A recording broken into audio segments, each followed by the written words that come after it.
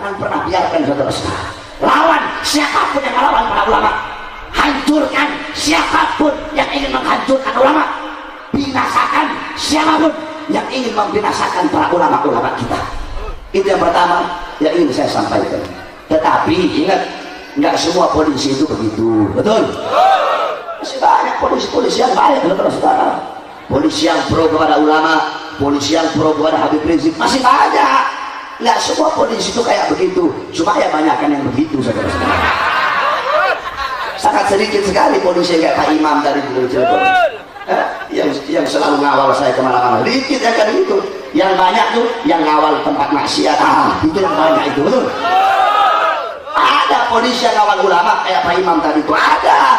Ngawal ulama, ngawal habaib, ngawal kiai, hadir majelis, ada. Cuma ya begitu, yang paling banyak yang ngawal tempat maksiat. Ada polisi yang melindungi ulama, ada polisi yang melindungi Islam, ada. Tapi yang paling banyak polisi melindungi kepentingan pejabat, betul? Melindungi tempat maksiat, itu yang paling banyak. Ada polisi yang suka duduk di masjid, ada, saudara-saudara. Polisi yang suka duduk di masjid, suka duduk di majelis taklim, ada. Tetapi tetap yang paling banyak yang suka duduk di tempat-tempat maksiat, betul? Ada polisi yang melayani masyarakat dengan sepenuh hati, ada. Banyak polisi yang dengan sepenuh hati melayani masyarakat. Tetapi ya begitu, yang paling banyak yang ngilangin orang, ngilangin rakyat dibikin susah. Tetapi kita doakan para polisi-polisi yang melenceng mudah-mudahan lurus sebagaimana jalan polisi-polisi yang benar. Amin, amin ya rabbal alamin. Itu yang pertama. Yang terakhir ingin saya sampaikan, saya nggak bisa lama. Saya ini dari kemarin belum pulang ke pondok saya. Habis ceramah dari Batam, dari bandara, langsung ke Serang semalam. Nginep di Cilegon baru langsung kembali. Nah, saudara-saudara, yang terakhir yang ingin saya sampaikan, Indonesia darurat LGBT. Apa itu LGBT? L, lesbi.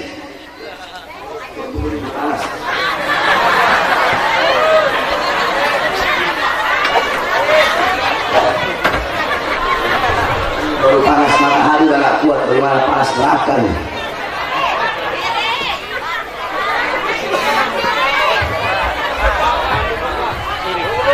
Makanya nanti saudara, kalau ada ahli maksiat, ya suruh berjemur aja di sini. Nanti kalau mereka nggak kuat bilang sama matahari aja nggak kuat, bilang sama nabi neraka. Ini neraka yang terkenal panas. Makanya ustaz-ustaz kiainya cuma istri satu, karena cuacanya panas. Coba kayak tempat saya Bogor, saya kan adem. Jadi ustaz kiainya kawin melulu. Kalau yang panas-panas begini yang menang ibu-ibu tuh. Nggak jadi di madu mereka, kayak Ustaz Unang gitu. Satu istrinya takut sama istrinya. Ini yang di panggung ini, muka-muka takut istri semua ini. Mau ustaznya, mau kiainya, mau habibnya, mau pejabatnya, muka-muka takut istri semua. Saya kalau doain kawin lagi nggak bisa. Kalau sumpah biar kawin lagi baru bisa. Saya sumpahin kamu kawin lagi. Nah, itu baru pancing. Indonesia darurat LGBT, betul? L, lesbi. Apa itu lesbi? Perempuan kawin sama perempuan, perempuan suka sama perempuan. Kalau bahasa kita teruskan sedikit sebelum sholat asar. Indonesia darurat LGBT. L, lesbi. Perempuan kawin dengan perempuan, perempuan suka dengan perempuan, main dengan perempuan. Kalau bahasa fikihnya sihab atau musahakatun nisa. Yang kedua gay, laki kawin dengan laki, main dengan laki, nikah dengan. Kalau bahasa fikihnya liwat atau sodomi. Yang ketiga biseksual. Biseksual bisa main sama laki, bisa main sama perempuan. Yang keempat transgender. Transgender laki jadi perempuan, perempuan jadi laki. Saya tanya, kacau tidak? Kacau tidak? Kacau tidak? Nah, di Indonesia para hakim-hakim MK dan beberapa partai-partai ingin mensahkan dan melegalkan. Saya tanya, umat Islam ridho apa tidak? Ridho apa tidak? Lawan apa biarkan? Lawan lawan apa biarkan. Saya lagi mikir gini, mungkin itu para hakim-hakim MK yang gak punya otak, hakim-hakim yang goblok, gak punya akal, dan mereka para pejabat-pejabat yang ingin melegalkan LGBT. Mungkin mereka lahir bukan dari rahim perempuan, saudara-saudara. Mungkin lahirnya dari lubang pantat itu. Kalau mereka lahirnya dari rahim perempuan, gak bakal begitu kelakuannya, betul? Kalau mereka lahir dari rahim perempuan, pasti mereka tahu gak bakal ada mereka kalau laki sama laki, kalau perempuan sama perempuan. Adanya mereka berkat pernikahan laki dengan perempuan, bapak ibu mereka. Kayaknya itu hakim-hakim sama partai-partai orang-orang yang melegalkan itu lahirnya dari pantat itu, bukan lahir dari rahim perempuan itu. Saudara-saudara, binatang, kamu tahu binatang? Binatang tidak punya otak, tidak punya akal, tapi binatang bisa membedakan mana lubang yang diciptakan untuk dia, mana lubang yang bukan diciptakan untuk dia. Anjing laki gitu, anjing laki kawin sama berantem, kawin sama berantem. Ada nggak anjing laki kawin sama anjing laki? Nggak ada. Ayam laki, ayam jantan sama ayam jantan kawin sama berantem, kawin sama berantem. Nggak ada ayam jantan kawin sama ayam jantan kecuali babi. Kalau babi, kalau ada perempuan laki dipakai sama babi. Cuma ayam agung masuk akal. Kenapa? Binatang nggak punya otak. Ini manusia punya akal, punya otak. Heran saya bisa suka laki sama laki, perempuan sama perempuan. Semua Allah ciptakan berpasang-pasangan, betul? Ada laki-laki, ada perempuan. Kadang-kadang ada khunsa. Apa itu khunsa? Khunsa itu bukan banci kayak sekarang ini, bukan banci-banci, itu bukan khunsa.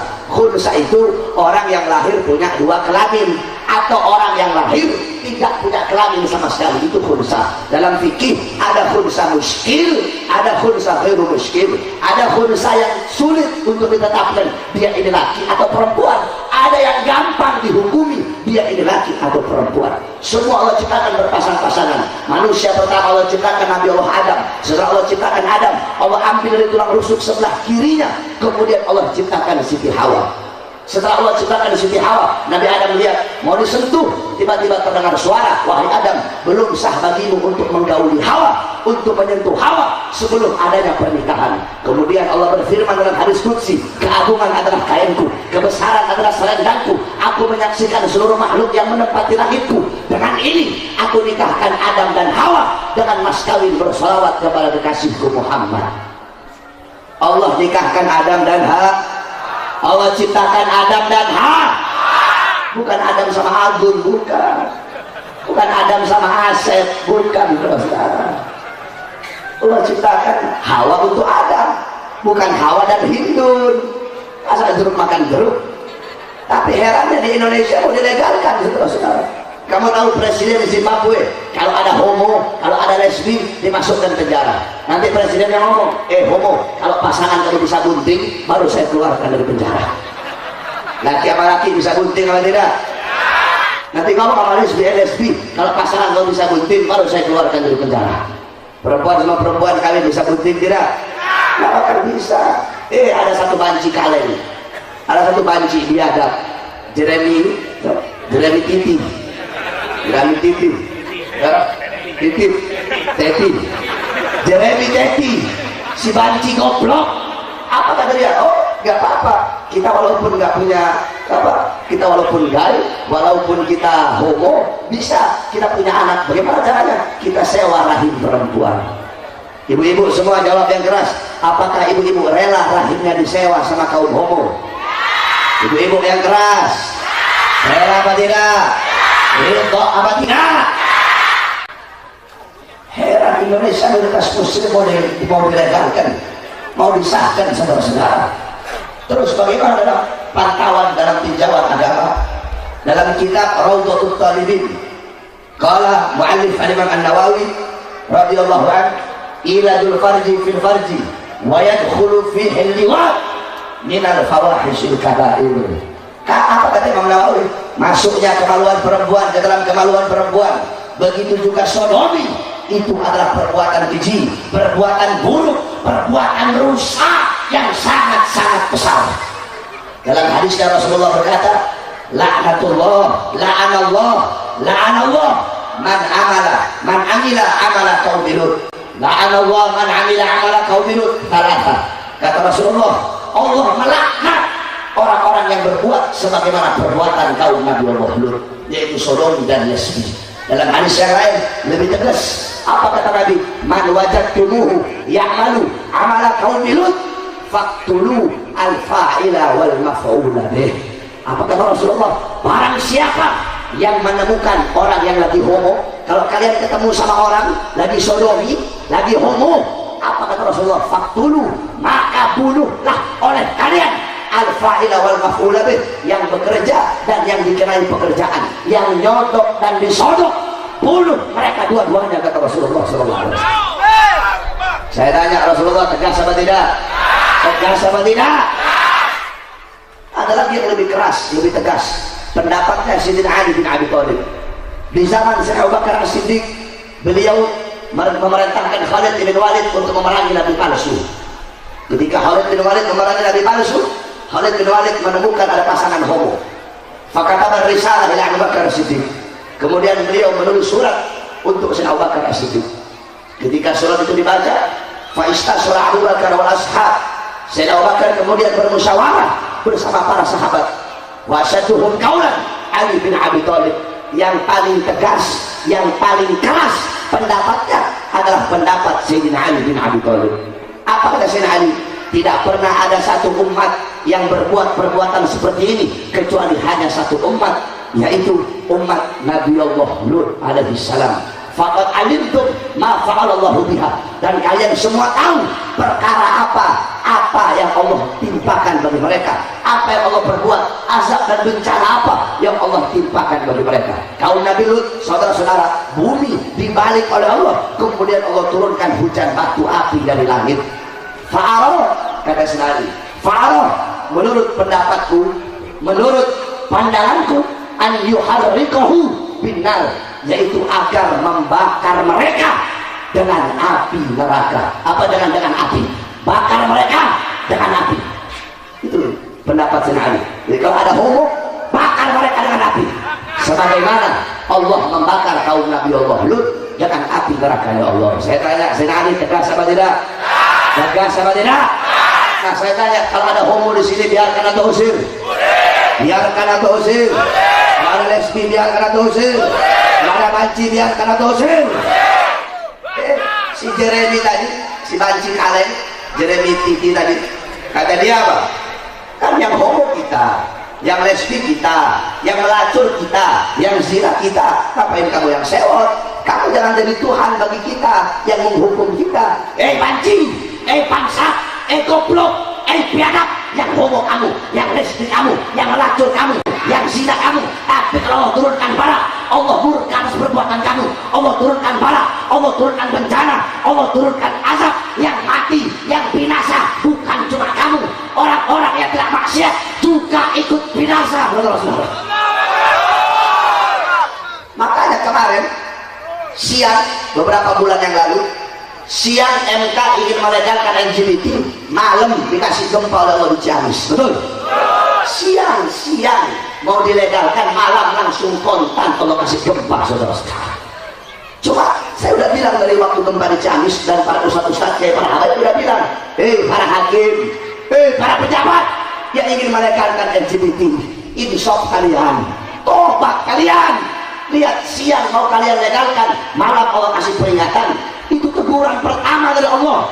Itu hanya teguran, itu hanya peringatan. Apakah kamu akan insaf? Apakah kamu akan tobat? Atau kamu tetap dalam keputusan kamu untuk mendurhakai hukum-hukum Allah Subhanahu wa Ta'ala?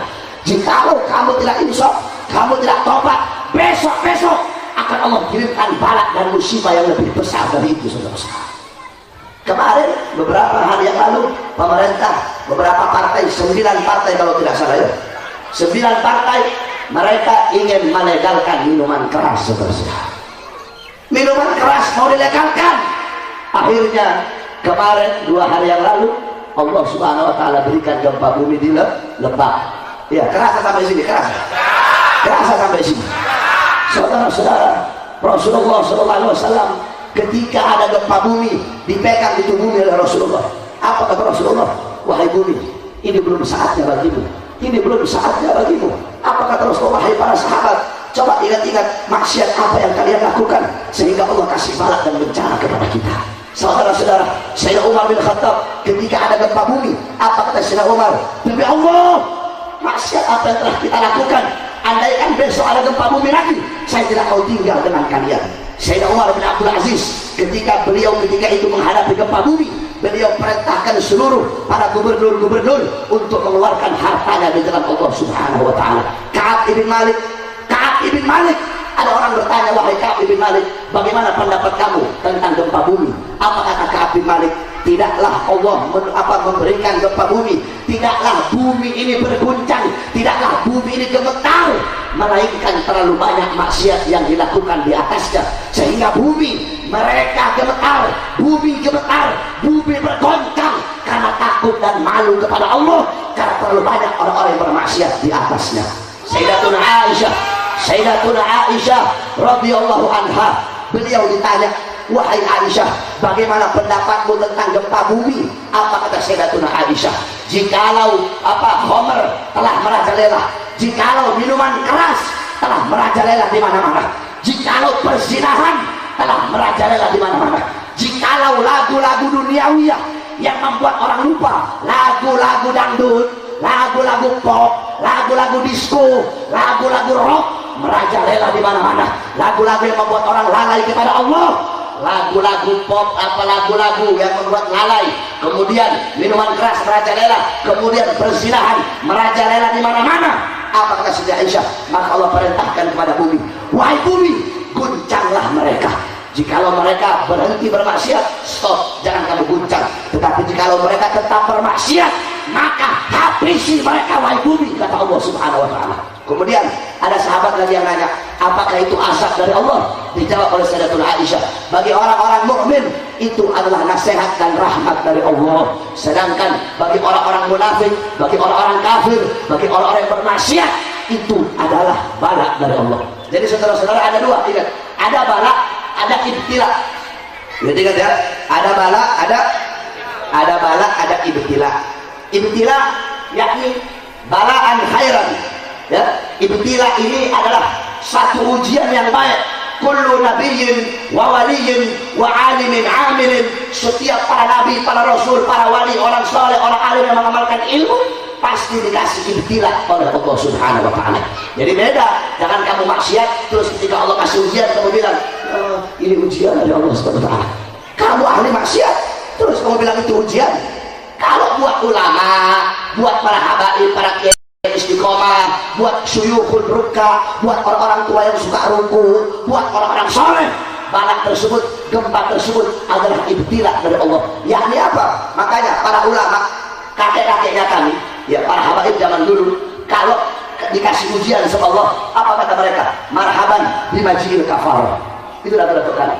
Marhaban, selamat datang dengan datangnya kafarah, dengan datangnya penghapusan dosa, dengan datangnya tebusan dosa bagi kami. Nah, bagi para ulama, aulia, asfiya, orang soleh, gempa tersebut adalah ujian, ibtila dari Allah Subhanahu wa taala. Tapi bagi orang-orang munafik, bagi orang-orang yang bermaksiat, itu adalah teguran dari Allah Subhanahu wa taala. Oleh karena itu, saya sampaikan kepada semua warga Banten, hei orang-orang Banten, jangan biarkan LGBT walaupun sejengkal, jangan biarkan mereka hidup, jangan biarkan mereka bernafas. Bagi para LGBT, lawan mereka, usir mereka, jangan biarkan bagi mereka untuk bernafas walaupun sejengkal di bumi Banten yang tercinta ini. Makanya orang Banten siap lawan LGBT. Kalau ada orang Banten dukung LGBT, diragukan kebantenannya, saudara-saudara. Jangan-jangan bukan orang Banten itu. Betul. Kalau ada orang Banten benci sama habaib, diragukan kebantenannya. Betul. Jangan orang Banten, kalau ada orang Banten benci sama Habib, jangan-jangan bukan orang Banten itu. Betul. Kalau ada orang Banten benci sama ulama, diragukan kebantenannya itu. Betul. Setahu saya orang Banten ini, ya, walaupun ada yang tukang bunuh orangnya, tetap kalau sama ulama dia sultan. Itu orang Banten. Walaupun dia tukang bunuh orang, kayak dia jahat kayak gimana, sama ulama, sama Habib, begitu dia. Orang Banten. Nah, jadi kalau ada orang Banten, siapa aja, mau yang kaya, mau yang susah, mau yang preman, mau yang bukan, mau yang jawara, mau yang bukan, nggak cinta habaib, nggak cinta kiai, dukung kemaksiatan, diragukan kebenarannya. Betul. Oleh karena itu, saudara-saudara sekalian yang dimuliakan oleh Allah Subhanahu wa taala, tidak wajib bagi kita untuk taat kepada kebijakan-kebijakan pemerintah yang melenceng dari syariat. Pemerintah legalkan LGBT, pemerintah legalkan honor, tidak wajib kita taat. Kenapa? Jikalau keputusan pemerintah, kebijakan pemerintah tidak melenceng dari Quran, tidak melenceng dari hadis, tidak melenceng dari ijma', tidak melenceng dari qiyas, tidak merugikan umat Islam, wajib kita sebagai rakyat untuk taat. Tetapi jikalau keputusan pemerintah, kebijakan pemerintah melenceng dari syariat, melenceng dari Quran, melenceng dari ijma', melenceng dari qiyas, keputusan mereka merugikan umat Islam, tidak wajib kita taat dan wajib untuk melawan sampai ketika penghabisan. La ta'ata lil ma'lum, la ta'ata lil makhluk fi maksiatil khaliq. Tidak ada ketaatan kepada makhluk yang memerintahkan kita untuk bermaksiat kepada pencipta, yaitu Allah. Karena ketaatan hanya kepada Allah Subhanahu wa taala. La ta'ata lil makhluk, la ta'ata lil makhluk fi maksiatil khaliq. La ta'ata fi maksiatillah, innama ta'ata fil ma'ruf. Tidak ada ketaatan kepada kemaksiatan kepada Allah, ketaatan hanyalah kepada kebenaran. Oleh karena itu, wahai para saudara-saudara sekalian, wasiat saya yang terakhir khususnya para pemuda-pemudi, tanamkan dalam hati kalian sir wala takif. Sir wala takif, semuanya ikuti. Sir wala takif. Yang keras, sir wala takif. Sir wala takif. Sir wala takif. Tanamkan dalam jiwa kalian wahai para pemuda-pemudi Islam, sir wala takif. Jalanlah, majulah, pergilah, jangan mundur, jangan berhenti. Saudara-saudara, perjuangan kita ini baru awal, ini belum selesai. Maka berjuang terus, jalan terus, maju terus, berjuang untuk bangsa, berjuang untuk agama, berjuang untuk negara. Karena kalian para pemuda-pemudi Islam, kita para santri-santri, satu-satunya harapan bangsa, satu-satunya harapan Indonesia. Kenapa? Bagi orang-orang yang ingin Indonesia hancur, bagi orang-orang yang menjual Indonesia kepada asing, semua rata-rata perangkat negara bisa mereka beli, betul? Presiden bisa dibeli, betul? Betul? Yang keras, jangan takut-takut kamu sama Jokowi. Takut sama Jokowi kamu? Takut sama Presiden? Takut sama Luhut kamu? Takut sama Tito? Yang keras, jangan takut-takut kamu, takut-takut. Jangan takut-takut. Presiden bisa dibeli, betul? Menteri bisa dibeli, betul? Hakim bisa dibeli, betul? Jaksa bisa dibeli, betul? Polisi bisa dibeli, betul? Tentara bisa dibeli, betul? DPR bisa dibeli, betul? Partai politik bisa dibeli, betul? Partai Islam aja bisa dibeli, betul? Ustadznya bisa dibeli, betul? Kiainya bisa dibeli, betul? Habibnya bisa dibeli, betul? Tetapi mereka lupa, mereka ingin menghancurkan Indonesia. Mereka lupa bahwasanya di Indonesia masih ada kita, masih ada kami, para putra putri bangsa, masih ada kami, para pemuda-pemudi Indonesia, masih ada kami, para santri-santri, masih ada beliau-beliau, para ulama yang istiqomah, yang tidak akan pernah bisa dibeli sampai hari kiamat. Oleh karena itu jangan kamu takut, walaupun mereka punya segala-galanya, sir, jalan terus. Walaupun mereka punya uang, pangkat, jabatan, tahta, kekuasaan, senjata, mereka punya segala-galanya, tapi ingat, mereka punya apa yang tidak kita punya, yaitu kita punya Allah. Intan semua yang surkun, kamu tolong agama Allah, Allah tolong kamu. Kamu jaga agama Allah, Allah jaga kamu. Oleh karena itu tanamkan dalam hati kalian sir wala takif, jalan terus, jalan terus, maju terus, jangan pernah berhenti, jangan pernah mundur. Kenapa? Berhenti kita mati, mundur kita hancur. Ingat, berhenti kita mati, mundur kita hancur. Maka sampaikan kepada mereka, para musuh agama, para musuh bangsa, kami rakyat Indonesia, kami umat Islam, kami para pemuda-pemudi Islam, kami para santri akan berjuang terus untuk Islam Indonesia. Tidak akan berhenti sampai mati, tidak akan berhenti sampai mati, tidak akan mundur walaupun harus hancur. Saya semuanya jawab keras, siap bela agama, siap bela Allah, siap bela Rasulullah, siap bela Islam, siap bela Quran, siap bela ulama, siap hancur demi Indonesia, siap hancur demi Islam, siap hancur demi Banten bebas dari maksiat, siap hancur demi Banten bebas dari munkaran, siap hancur demi Banten bebas dari makar. Betul. Allahu Akbar, Allahu Akbar, Allahu Akbar. Akbar.